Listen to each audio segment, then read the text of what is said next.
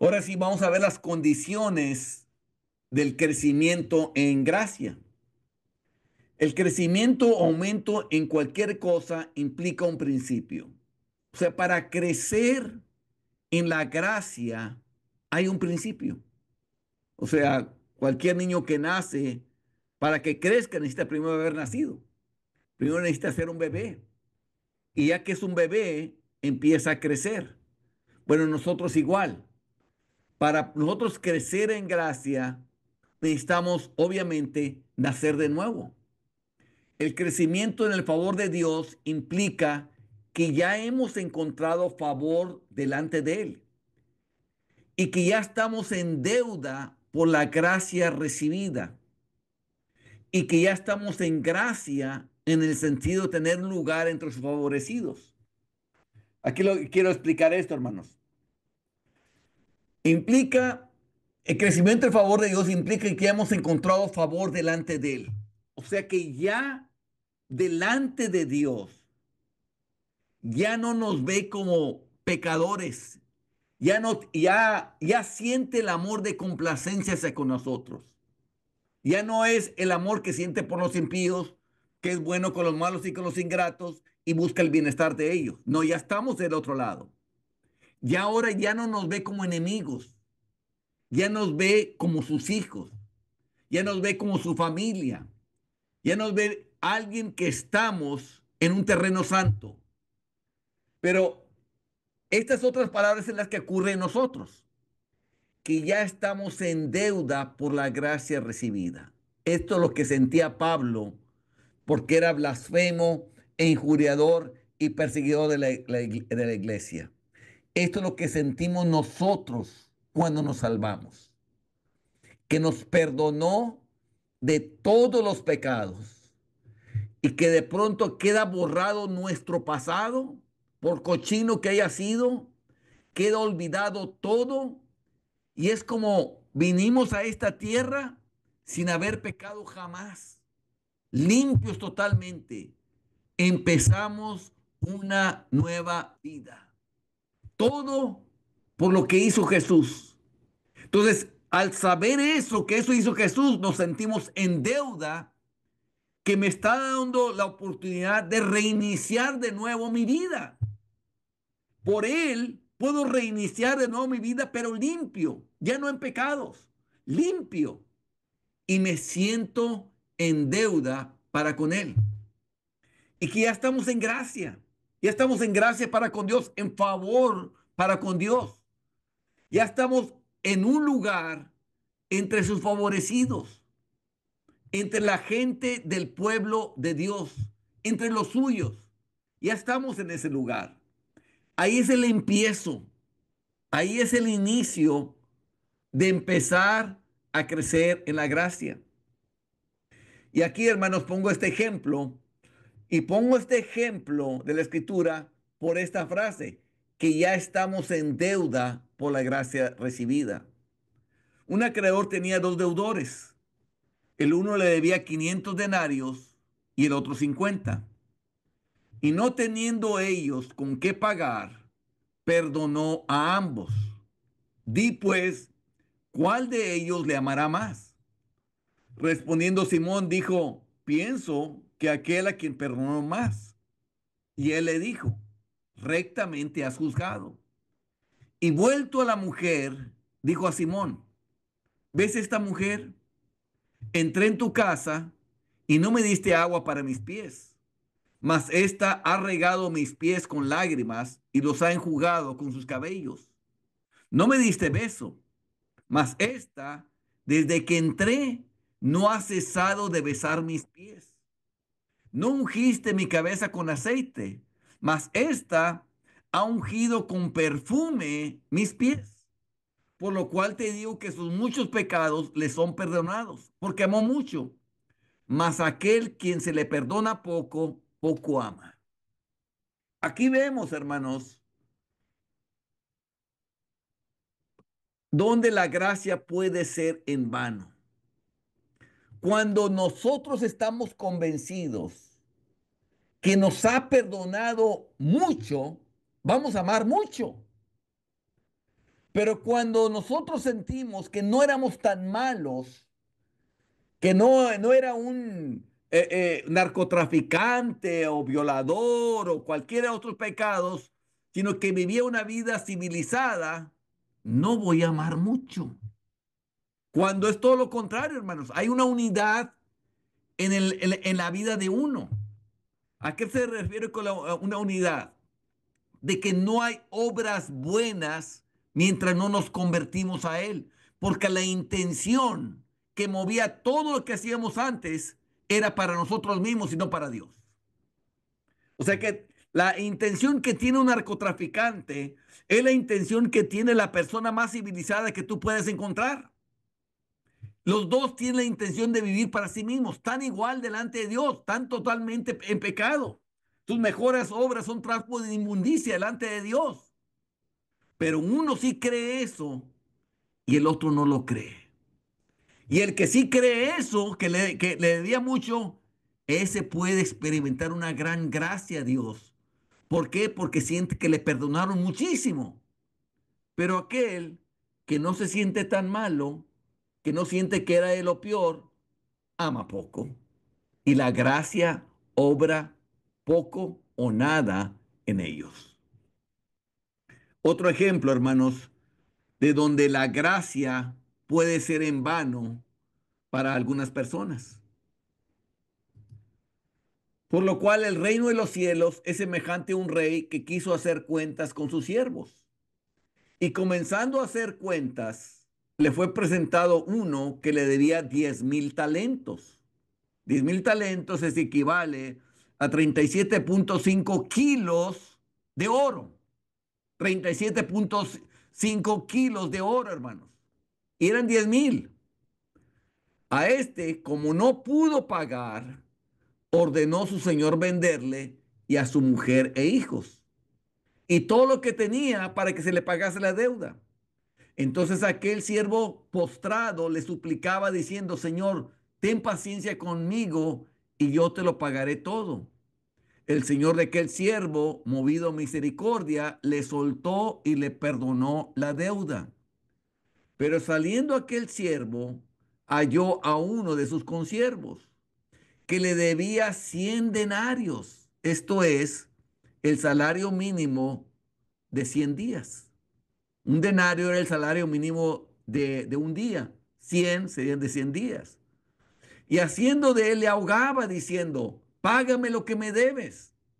Entonces su consiervo, postrándose a sus pies, le rogaba diciendo, ten paciencia conmigo y yo te lo pagaré todo. Mas él no quiso, sino fue y le echó en la cárcel hasta que pagase la deuda. Viendo sus consiervos lo que pasaba, se entristecieron mucho y fueron y refirieron a su señor todo lo que había pasado. Entonces llamándole su señor le dijo, siervo malvado, toda aquella deuda te perdoné porque me rogaste. ¿No debías tú también tener misericordia de tu consiervo como yo tuve misericordia de ti? Entonces su señor, enojado, le entregó a los verdugos hasta que pagase todo lo que le debía. Así también mi Padre Celestial hará con vosotros si no perdonáis de todo corazón cada uno a su hermano sus ofensas. Hermanos, un cristiano no puede tener amargura porque le han perdonado una deuda inmensa. No puede. No puede no perdonar a cualquier persona porque nos han perdonado demasiado. Los pecados que hemos hecho contra Dios son inmensos. ¿Por quién? Porque por tan grande que es la autoridad de Dios, así de grandes son nuestros pecados. Entonces es imposible que yo haya sido perdonado por Dios por todo lo que me ha hecho y yo no puedo perdonar a mis semejantes. No importa lo que ellos hayan hecho. No es posible que yo no pase por alto la ofensa de ellos contra mí. No es posible. Por la gracia que yo recibí al ser perdonado, me es fácil para mí perdonarlos. Pero en muchos hermanos, la gracia de Dios es en vano. Obviamente, en esta persona, el que debía los 10,000 talentos, la gracia fue en vano. No sintió ese gran agradecimiento para también extenderlo hacia otros. El agradecimiento que él sintió, dijo, esto es para mí, hay que los otros se frieguen. Y no quiso extender esa gracia hacia para con los demás. La gracia de Dios es en vano aquí, hermanos. Y esto es lo que vemos, por los cuales muchos hermanos después no crecen en la gracia, o después no caminan con Dios, o después caen, porque se les olvida lo que Dios ya hizo con ellos. Al pasar el tiempo, hermanos, al pasar los años, se va olvidando la gran deuda que Dios nos perdonó. Cuando habla ahí sobre Éfeso, que has dejado tus primeras obras, ¿de dónde venían esas primeras obras? Pues acababa de perdonar todos tus pecados. Nos acababa de limpiar, de perdonar. Estaba bien presente en nuestra mente todo lo que hicimos. Y nos perdonó, entonces sentimos como que le debemos muchísimo a Dios. Y empezamos a hacer esas primeras obras. Pero al pasar el tiempo, se va olvidando eso. Se va olvidando y ya no sentimos lo que sentía al principio. ¿Y qué pasa, hermanos? Empezamos a tomar a la ligera lo de Dios, se empieza a menospreciar las primeras obras y después hasta la amargura puede entrar en alguien que no puede perdonar a alguien, hermanos. Hermanos, esto no puede suceder en nosotros. Así pues, nosotros como colaboradores suyos os exhortamos a que no recibáis en vano la gracia de Dios. Este es un mandamiento, hermanos. Este es un mandamiento de Dios. A no recibir en vano la gracia de Dios. Esto es que ese agradecimiento que sentimos por Dios, por lo que hizo al principio, ya no produzca ninguna obras. Ya no produzca nada por agradecimiento, sino ya estemos actuando como por deber, porque lo tenemos que hacer, porque soy cristiano, porque si no, no entro al cielo, porque si no me castigan, porque si no, no me va bien en la vida. Y no por, por lo que Dios hizo por nosotros, porque Cristo gustó la muerte por nosotros para salvarnos. Ya no procede de eso. Y a eso por eso nos da la orden a que no recibáis en vano la gracia de Dios. Tú pues, hijo mío, esfuérzate en la gracia que es en Cristo Jesús. Otra vez de nuevo, otro mandamiento. A esforzarnos en la gracia. ¿Qué es esforzarnos en la gracia? Esforzarnos en la manera de que ese agradecimiento que sentimos que siga produciendo lo mismo, hermanos, que por lo que sentimos, ese sentido de deuda que sentimos a Dios, sigue produciendo en nosotros agradecimiento y de ese agradecimiento es donde fluyen todo lo que hacemos para Él. A eso se refiere. Esfuérzate en esto, en esa gracia. No te esfuerces en el deber, no te esfuerces en la obligación, no te esfuerces en todo eso, sino esfuérzate en esa gracia que es en Cristo Jesús. Y eso, hermanos, puede tener consecuencias eternales si se recibe en vano la gracia o si no nos esforzamos en la gracia. Vean el siguiente texto. Vosotros también, poniendo toda diligencia, por esto mismo añadid a vuestra fe virtud. Aquí está el crecimiento, hermanos. A la virtud conocimiento, al conocimiento dominio propio, al dominio propio paciencia, a la paciencia piedad, a la piedad afecto fraternal y al afecto fraternal amor. Porque si estas cosas están en vosotros, esto que acaba de mencionar, y abundan, no solamente espera que estén, sino que abunden, dice, no os dejarán estar ociosos ni sin fruto en cuanto al conocimiento de nuestro Señor Jesucristo. Y aquí adelante nos va a decir de dónde proviene todo esto. Pero el que no tiene estas cosas tiene la vista muy corta, es ciego. El que no tiene esto de arriba tiene la vista muy corta, es ciego. Y aquí está la fuente de todas estas cosas, habiendo olvidado la purificación de sus antiguos pecados. Habiendo olvidado la purificación de sus antiguos pecados. Perdió la gracia. Ese, se olvidó de todo lo que lo limpió Dios. Ya no sentía agradecimiento. Y ese agradecimiento y esa gracia que sentía es la que va a producir virtud, conocimiento, paciencia, dominio propio, piedad, afecto fraternal, amor. Eso es lo que produce. En tanto yo me acuerde de la purificación de mis antiguos pecados, como en aquel primer día cuando lo perdonó, todo esto se va a ser producido, hermanos. Pero cuando yo me olvido de la purificación de mis antiguos pecados, de aquí ya no se va a producir nada de esto, hermanos. Sino que todo esto van a ser de un corazón no agradecido, hermanos. No de un corazón que siente deuda, sino de alguien que siente que tiene que hacer estas cosas para decir que es cristiano. Y ya no es la gracia que está. Entonces, ¿en qué me voy a esforzar?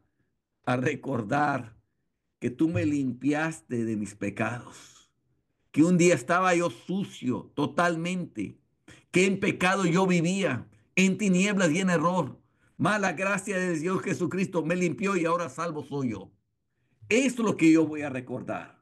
Por lo cual, hermanos, sigue añadiendo, tanto más procurad hacer firme vuestra vocación y elección, porque haciendo estas cosas, ¿cuáles cosas? Las de arriba que dijo, no caeréis jamás. O sea, si tú estás viviendo que a tu fe añades virtud y a la virtud conocimiento y al conocimiento dominio propio, al dominio propio paciencia y a la paciencia piedad y a la piedad afecto fraternal y afecto fraternal amor, ¿qué es lo que vas a lograr con eso? Haciendo esas cosas, eso no caeréis jamás. No vas a caer. Esto, en vez de estar teniendo miedo a no caer, mejor procura hacer todas estas cosas y te olvides de no caer, porque haciendo estas cosas no caeréis jamás. Porque de esta manera, haciendo todo esto de arriba, os será otorgada amplia y generosa entrada en el reino eterno de nuestro Señor y Salvador Jesucristo. Segunda de Pedro 1, 5, 11. Hermanos, ¿no has estado en funerales, hermanos, en el cual no sabes si la persona entró o no entró? ¿Y cuántos están en el lecho de muerte, a punto de morir, y desearían entrar de panzazo, hermanos? Porque no saben realmente cómo está su vida. Si vas a enfrentar al Dios que solamente remunera las buenas obras y la persona nunca vivió en virtud, ni creciendo en el conocimiento de Dios, ni en dominio propio, ni en paciencia, al momento de estar en el lecho de muerte, tiene muchas dudas. Tiene muchas dudas si la va a hacer o no la va a hacer. Pero cuando tú has vivido así, hermano, cuando diariamente en ti hay virtud, hay conocimiento, hay dominio propio, hay paciencia, hay piedad, afecto fraternal, amor, y estas cosas abundan en ti, hermanos, en ese momento cuando estás en el lecho de muerte, los ángeles vienen por ti y el Espíritu Santo te trae este pensamiento. A ti se te va a otorgar una entrada amplia y generosa. Se te otorga amplia y generosa entrada en el reino eterno de nuestro Señor Jesucristo. No vas de panzazo, hermano. No vas con dudas. No vas con nada de eso, hermanos. Vas con una entrada generosa. Bien, buen siervo y fiel, en lo poco he sido fiel, con lo mucho te pondré. Entra en el gozo de mi Señor, tu Señor. Eso es lo que va a hacer, hermanos. Entonces, esto es lo que produce el crecimiento. ¿Y de dónde viene el centro de ello? La fuente, habiendo olvidado la purificación de sus antiguos pecados. Nunca te olvides de que te perdonó Dios. Nunca dejes de sentir. No quiero que con esto que tengas que recordar las maldades. No, las maldades no las vas a recordar. Vas a recordar el hecho que habiendo sido tan pecador, te perdonó Dios. Que no mereciendo su perdón, te dio el perdón. Eso es lo que vas a recordar. Que ahora tienes un corazón limpio por Él. Un corazón puro por Él. Eso es lo que vas a recordar. La gran deuda que te perdonó Dios. Y de ahí produce el agradecimiento que va a producir todo este crecimiento que vas a querer hacer las cosas para Dios. Seguimos viendo condiciones del crecimiento en gracia. Por consiguiente, el crecimiento en gracia implica que ya nos hemos arrepentido de nuestro pecado. Ya nos hemos arrepentido de nuestro pecado. Hemos abandonado realmente y de manera práctica todo pecado conocido. No podemos estar en favor con Dios si seguimos complaciéndonos en pecados conocidos contra Él. ¿Cómo vamos a estar tener favor delante de Dios si sabemos que hay algo que no le gusta a Dios y yo lo sigo haciendo? Yo sé que no le gusta a Dios. No estamos viendo, hermanos, la ley. No estamos viendo si es malo, si es bueno. Estamos viendo nomás lo que le agrada a Dios, le gusta a Dios, lo que le complace a Dios. Y no podemos estar en favor delante de Él si sabiendo que hay algo que no le gusta a Dios, yo lo estoy haciendo. Estar en favor con Dios implica, por supuesto, que somos perdonados y favorecidos por Él por medio de nuestro Señor y Salvador Jesucristo. Hermanos, ya lo he dicho varias veces, Dios no tiene cristianos de segunda clase. Todos están en primera clase. Cuando Dios perdona, Dios se olvida de todos los pecados. Y eso es lo que produce agradecimiento. De tal manera que podemos estar en la presencia de Dios limpios, puros, santos, justificados por Él. Somos declarados justos delante de Dios por nuestro Señor y Salvador Jesucristo, que nos perdonó. Entonces, la salvación es porque ya queremos estar como Él quiere que estemos. Por eso envió a Jesucristo, porque Él quiere tener relación con nosotros, pero estando en nuestros pecados, el pecado es separación entre Dios y los hombres. No podemos tener una relación, comunión con Él. Ahora está contentísimo Dios, porque ya puede relacionarse con nosotros. Y ahora somos favorecidos por Él. Tenemos acceso por la gracia de Cristo con Dios. Ya puede hablar Dios con nosotros y nosotros con Él, porque ahora estamos en favor con Dios. El perdón es un favor e implica la renuncia a la rebelión contra Dios. Hermanos, no sé si ustedes se entienda esto claro, pero lo voy a explicar. ¿Te has preguntado, hermanos, por qué si Dios es soberano y Dios puede hacer lo que Él quiera, por qué simplemente no perdonó a toda la humanidad? ¿Para qué tuvo que enviar a Jesús? Si Él tiene, a Él nadie le dice nada. Él es todopoderoso, Él es soberano, Él hace como Él quiere, nadie lo castiga a Él, Él está por encima de todos. Él pudo haber perdonado a toda la humanidad y salvado a toda la humanidad.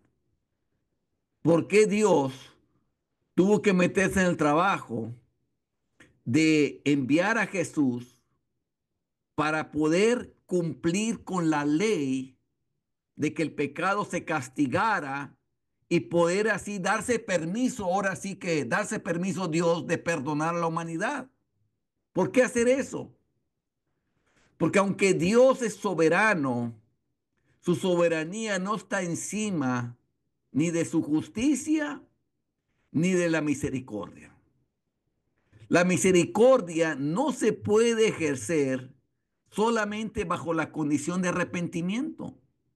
En otras palabras, si una persona se arrepiente y dice, no vuelvo a matar, como quiera, aunque ya no vuelva a matar, tiene que hacerse justicia. La justicia pide un castigo sobre él, porque la ley así lo dice. Entonces, por las bases de arrepentimiento solamente, Dios no podía tener misericordia de él, porque había que cumplir toda justicia. Entonces, para cumplir con esa justicia se necesitaba castigar al pecador.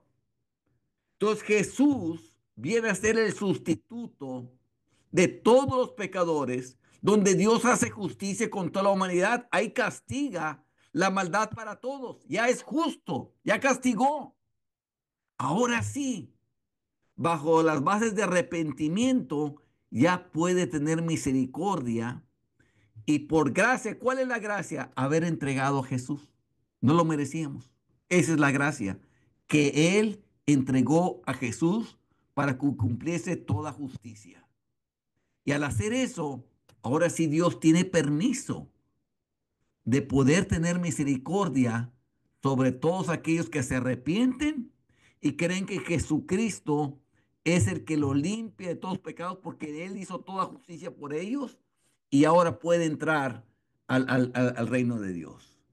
Por eso es el gran favor que sentimos hacia Cristo, porque Él no está obligado a enviar a Cristo. Él no estaba obligado. Ese fue un don de Dios, un regalo de Dios.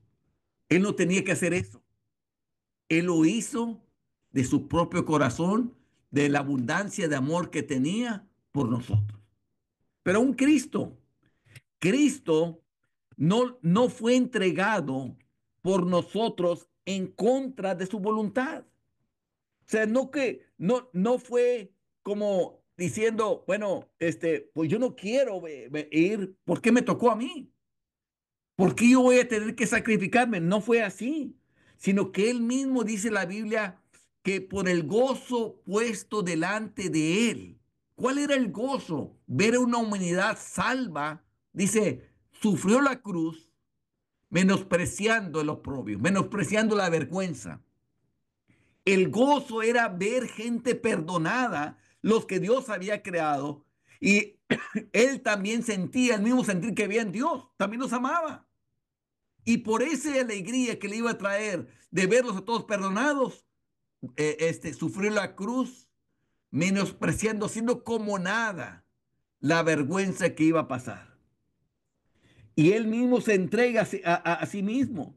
Dice en Juan capítulo 10, dice, yo soy el buen pastor y conozco mis ovejas y las mías me conocen, así como el Padre me conoce y yo conozco al Padre y pongo mi vida por las ovejas.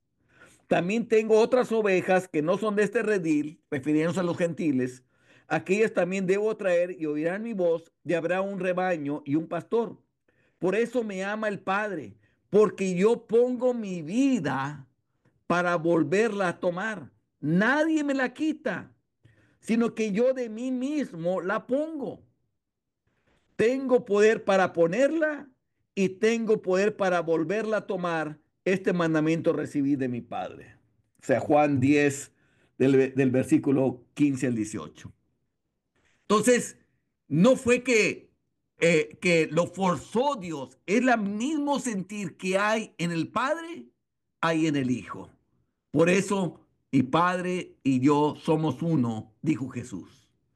Entonces, fue algo muy hermoso, hermanos, y todo eso se los digo para que aumente en vosotros la gracia, el agradecimiento hacia Él por lo que Dios ha hecho por nosotros.